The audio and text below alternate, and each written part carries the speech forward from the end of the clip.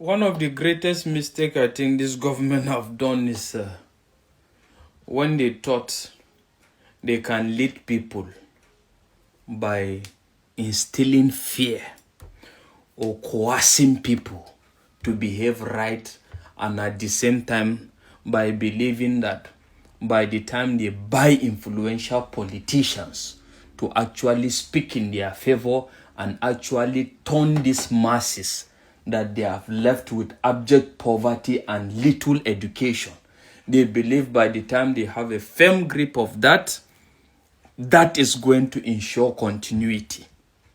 But funny enough, they say come on a beach. And apart from that, reality doesn't consider all that. You see, you can only apply this method in a situation where people have not hit rock bottom, when they have not been pushed to the wall. That is when that will be applicable. And looking at it now, you see that is why, pardon me today, I'm going to speak for long. Looking at it today, that is why they started by looking for influential people in politics to buy them over, and looking for people that actually have voice as well to either threaten them or make them speak in regards in favor of the government.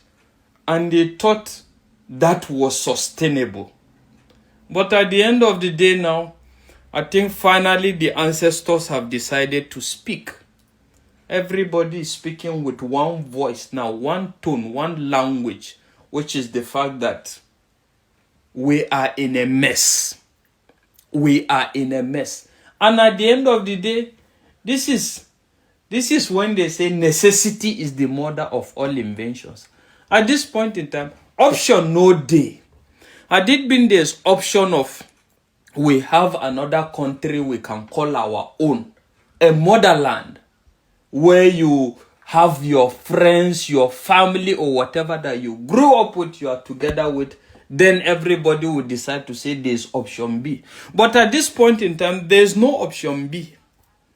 And with the action of even South Africans in regards other people or whatever now, is making people to now know that it's either we get it right for Niger here or all of us die.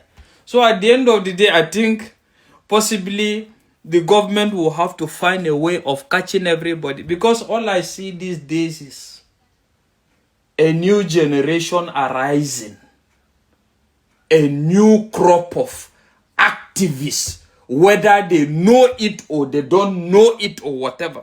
But everybody now is being hit and everybody is coming up to speak.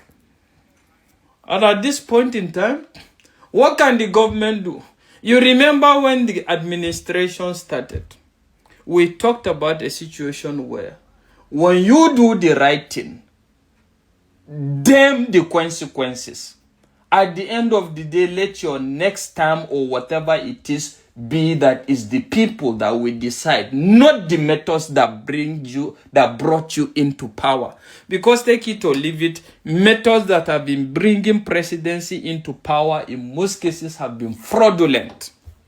But they thought there's a better way around it. Like status quo is going to be maintained. Nothing is going to change. But the fact is, you have forgotten that. They say the only constant thing in life is change. The society is changing. People are metamorphosizing in terms of ideology and in terms of other things. So at the end of the day, how many voices can you silence now? Because even in regards silencing the voice now, the corruption way exists now, no fit allow you to even silence all the voice. Not even to talk of the voices now are begin to outnumber the number of people that think that they can silence the voice. And that is the reality. Looking at, I'm going to be talking in regards a lot of issues here today. Looking at this Safe School Initiative. Do you remember when the Safe School Initiative was launched in 2014, I think? But that is not where my interest is.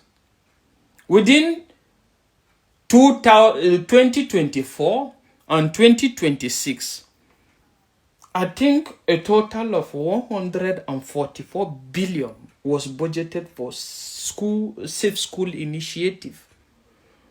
And apart from even the 144 billion, I think the the president of Bola Ahmed Tinubu requested for additional 5 billion to be added.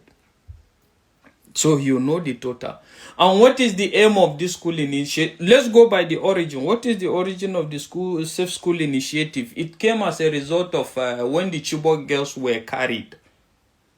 So in conjunction with UN or whatever, they talked about the safe school initiative. And what was the plan? The plan was, one, to ensure that at least all the schools within whatever is fenced, number one. Secondly, recruitment of security agencies or whatever, and at the end of the day, of which even our armed forces and even the police came in, right?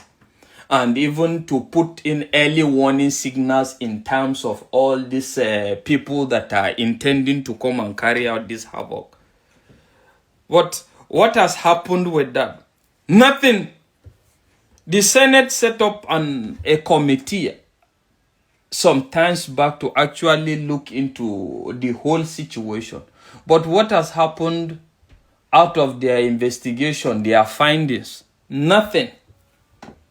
And that is the Safe School Initiative, and that is how it has gone. But at the end of the day, I want you to know that within the span of within 2024 to 2026, I think a total number of 600 and something teachers and students were nabbed. 600 and something were nabbed. And here we are now, talking about this present one. This present one is actually creating more momentum. Why is it creating more momentum? Because when it was happening in the north, they say, "Now not they eat the north." But I think the people now felt, the people sponsors behind this felt that if we not expand this thing, people will not take it serious. And that is why they are doing this. Take it or leave it. I'm not trying to exonerate Tinubu from all these things. What I'm trying to say is there's a political affiliation in regards to the sudden rise in all this insurgency. That is of a fact. But in regards to political affiliation, now we'll now look at what has the present government done, realistic steps that the present government have taken politically to address or curtail this menace before it happens. Nothing. So talking at it, even politically, there's a failure in that regards. And that is why we're talking about this situation now. And funny enough, they thought this was a poor man's problem. It will never affect a poor man. And that is why we're having the sisters of a former minister now that went to contest for Governor Abi with their two lovely kids being carried as well. So the fact is, sincerely speaking, Allah, if a government must survive in Nigeria and if a government must be remembered for its heroism, heroic act, that is to say, he must take those steps, measures that are uncommon. And what are the uncommon measures? Uncommon measures are simple as telling your citizens the reality of a situation at any point in time, not minding tomorrow or whatever. But the fact is, when you talk about this now, they say you are a foolish man. You don't know what you are talking. You don't know that this politics is whatever, is money that determines everything. But at the end of the day, when reality hit everybody hard, nobody will remember political party. Nobody will even remember religion and the rest of it. Everybody will speak with a common language. And if it's your enemies that have ganged up against you or whatever, at the end of the day, it's going to be all on you. And that is the reality at the moment. So at this point in time, I'm thrown in between. Is there actually time to salvage the situation?